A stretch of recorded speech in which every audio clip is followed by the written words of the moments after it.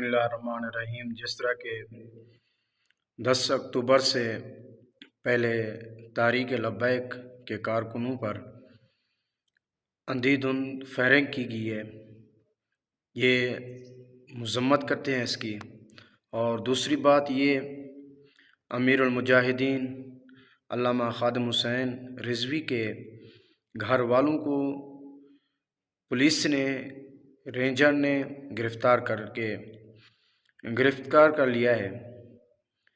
ये भी हम मज़म्मत करते हैं, इस तरह नहीं करना चाहिए। हाँ, मर्द का जो है काम मर्द के साथ टक्कर लें। अगर आप हाफ़िज़ साद हुसैन रिज़वी साहब के साथ चयन करना चाहते हैं तो हाफ़िज़ साद हुसैन रिज़वी के साथ ये काम करें। इस तरह आप खुदारा इस चीज़ से औरतों को जो है गिरफ़्तार ना करें, इनको वापस लाया जाए, रिहा किया जाए। और दूसरी बात ये, जो जिस मकसद के लिए निकले हैं, फ़लस्तीनी मार्च का ये जो ऐलान किया हुआ है, इंशाअल्लाह इसके मुज़ाकरात किए जाएँ, पुरअमन किया जाए। इतने शहीद 25 से 40 के करीब शहीद हो चुके हैं। अभी जो है 70 के करीब शायद ज़ख्मी, इससे भी ज़्यादा ज़ख्मी हो चुके हैं। अंधाधुंध फायरिंग ऐसे की गई है कि बस जिसको भी गोली लगती, इस तरह खुदारा हुकूमत ना करे। इनके साथ बैठकर जो है मुज़ाकरात करे, इनके मतालबात माने। अगर इस तरह नहीं किए गए तो पाकिस्तान के हालात बहुत ख़राब होंगे।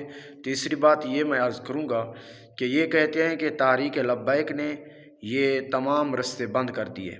इस तरह नहीं है, ये हुकूमत ने खुद ब खुद ये रास्ते बंद किए हुए हैं। हुकूमत ने खुद ही रास्ते बंद किए हैं। फिर बोलती है कि तहरीक लब्बैक वाले नहीं, आपने खुद रास्ते बंद करके दूसरों के ऊपर गोलियां चलाकर, इस तरह पाकिस्तान में कौन सा निज़ाम है यार? अगर जो रैली निकालना चाहता है फ़लस्तीन के लिए, तो फिर आप उसके साथ मुज़ाकरात करें।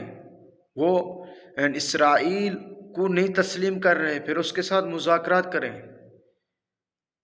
अल्लाह ताला हमें भी इसराइल को अल्लाह ताला तबाह बर्बाद करे। हमारे ऐसे पाकिस्तानी ऐसा हुक्मरान को अल्लाह ताला हिदायत अता फरमाए।